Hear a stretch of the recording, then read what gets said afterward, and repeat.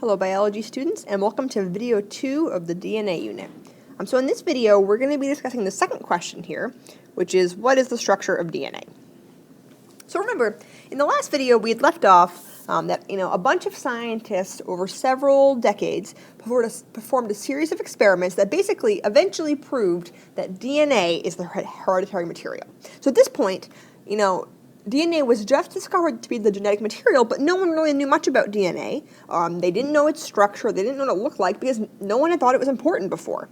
So the next thing that happened after Hershey and Chase's experiment was that a bunch of scientists in different labs basically were on a race. There were a bunch of different labs racing to see who can discover what DNA looked like, or what the structure of DNA was first. So before we start talking about the race to figure out the structure of DNA, let's just remind ourselves some things about DNA that we already know from Unit 3. So we already know that DNA is a nucleic acid, right? And remember, nucleic acids were one of the 4 categories of organic macromolecules we looked at in Unit 3. Remember, nucleic acids have carbon, hydrogen, oxygen, nitrogen, and phosphorus. Remember, the monomer of a nucleic acid is a nucleotide. And remember, the 2 examples of nucleic acids that we had were DNA and RNA. Now, a nucleotide, remember, had 3 parts. It had a 5-carbon sugar, it had a phosphate group, and a nitrogenous base. So here, again, as a picture of that, here's my 5-carbon sugar, here's my phosphate group, and here's my nitrogen-containing base. And remember, these bases could be adenine, thymine, guanine, cytosine, all those kind of things. Okay, so DNA in particular has deoxyribose as its sugar, and that the 4 nitrogenous bases we could find in DNA are either adenine, thymine, guanine, and cytosine. Now, a little bit more detail now for you. It turns out we can split these 4 nitrogenous bases into 2 main categories. We have purines, and these are A and G, are the purines, and if you look, their nitrogenous base, they have 2 rings. Okay, and the pyrimidines are cytosine and thymine, and you can see that they have 1 ring on their nitrogenous base. Now, a good mnemonic I use to remember this is the mnemonic cut 1 pi. And pi, you can spell P-I-E like the food. So cytosine and thymine, and also uracil, which is in RNA, are the 3 pyrimidines, and they have 1 ring. Okay, so now let's go back to the race. So kind of maybe 10 years before the race really kicked off, before DNA was confirmed as the genetic material, there was another scientist by the name of Chargaff. And he basically noticed that in any given species, the number of A's, T's, C's, and G's in that species' DNA differed. So maybe, humans might have 23% adenine in their DNA, and monkeys might have 24%, for example. But he also noticed that no matter what the ratio, no matter what the species, the bases could always be found in a very reliable ratio. So if you look, the ratio of adenine to thymine is about 1 to 1. They're about equal. And the ratio of guanine to cytosine are also about equal. They're about 20% each. And this was true amongst every species he looks at. So the species might not have matched each other, but the A's always match the T's, and the C's always approximately match the G's. So one of the labs that was racing to figure out what the structure of DNA was had a scientist in there named Rosalind Franklin. What she did, she could take pictures of molecules using a technique called X-ray crystallography. And she took this picture of DNA right here. And when she saw this, she was the one who realized first that DNA must be a double helix. So for a long time, everyone who had been trying to figure out the structure of DNA thought it might be a single helix. But by looking at this picture, she could interpret this picture, and she knew that it meant DNA must be a double helix. Now, unfortunately, what happened, she left this picture out on her desk, and 2 scientists by the name of Watson and Crick came by to visit her lab, and they saw the picture on the desk, and they also knew how to interpret this picture. They saw it, and they realized from her picture that DNA must be a double helix. And they were able to use this and some other clues that they had discovered and they are credited with the discovery of the structure of DNA. So it's quite the dramatic story. Okay, and they received the prize for this, the Nobel Prize for this in 1962, Watson and Crick. Also, Rosalind Franklin's boss also received the Nobel Prize, Maurice Wilkins, but Rosalind Franklin, maybe because she was female, but she was excluded from the Nobel Prize and was not given any credit, even though it was her picture that helped to discover the structure of DNA. Okay. So now, some facts about the DNA structure. So some things that Watson, Crick, and Franklin learned when they discovered the structure of DNA. So basically, we know that it's a double helix. It's basically two strands of nucleotides that spiral around each other. So you can kind of picture DNA. So it's a double helix. So here's one strand, and here's my second strand, and here's the bases. You can kind of imagine if I unwound this, it would kind of look like a ladder. You know, if I unspiraled it and just made it flat. So the sides of the ladder are made up of the sugar and the phosphate from the nucleotides.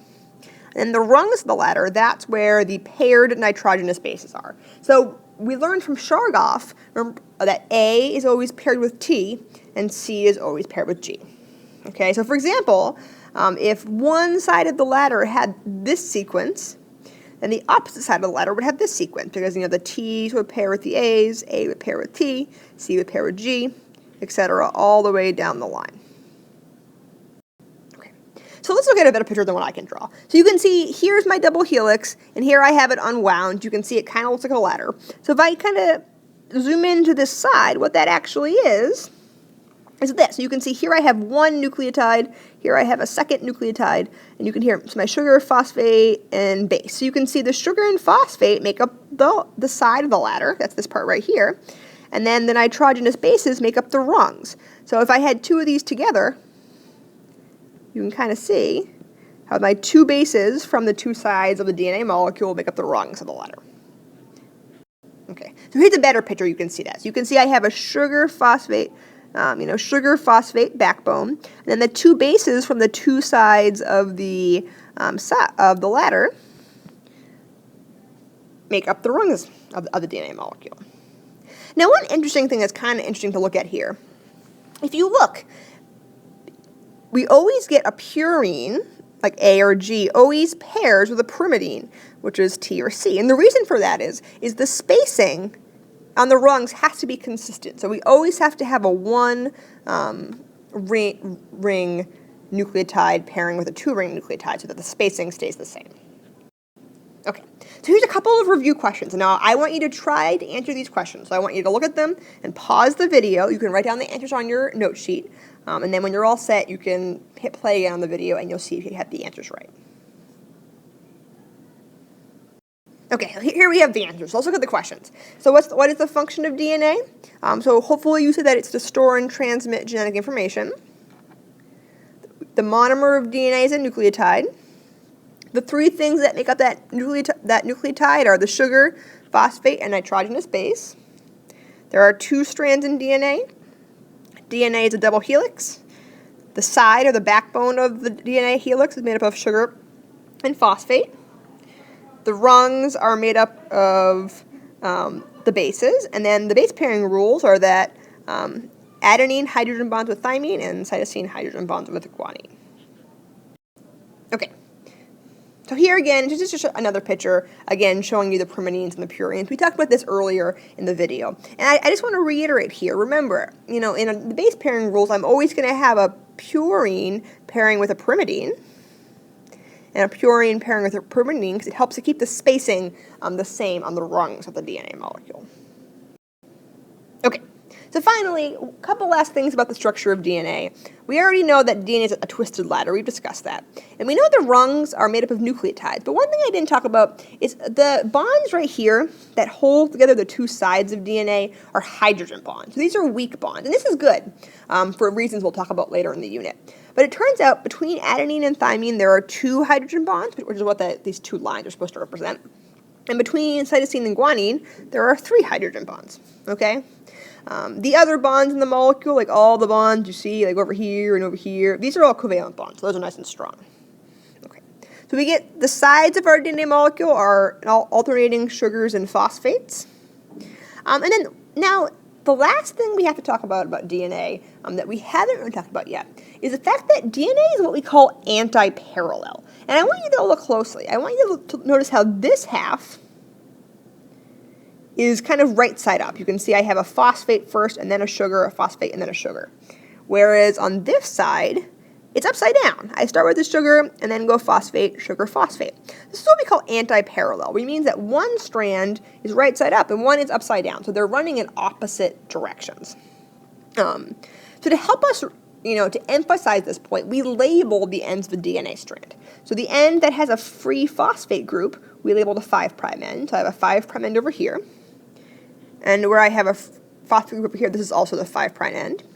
And then where I have a sugar, we call it the 3' end. So you can see this strand has 5 at the top and 3 at the bottom, where this strand has 3 at the top and 5 at the bottom. You can see that one is upside down compared to the other one.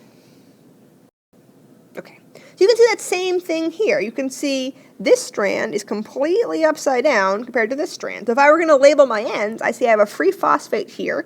That's the 5' end. Here I have a sugar at the end, so that's the 3' end. Here's a sugar, so that would be 3. And here's a phosphate group, so that would be the 5' end. Okay, so why don't you try again a little practice. So you have this picture in your notes, so why don't you go ahead and pause the video and follow the directions, and then when you think you're done, you can unpause it and see how you did. Okay, so let's see how you did. So the first question says, put a box around a free 5' nucleotide. Well, I can see I have a 5' here, and there's one over here. And it says that I have to put a box around the nucleotide. So the whole nucleotide includes a sugar, a base, and a phosphate. So I want to put my box around all 3 of those things. So if your box didn't include all 3 of those things, you didn't put it around an entire nucleotide. So make sure you fix that. You also could have put your box here. Here's another 5' nucleotide. Now it says circle a 3' nucleotide. Well, again, here I have a 3' end, and here I have a 3' end. And if I'm going to do a whole nucleotide, I have to include all 3 pieces. So those are the 2 you could have circled for that. And then what part of the nucleotide is free for 5'? Well, that's the phosphate group. And for 3', that's the sugar. So that's it for video 2, and I'll see you in video 3.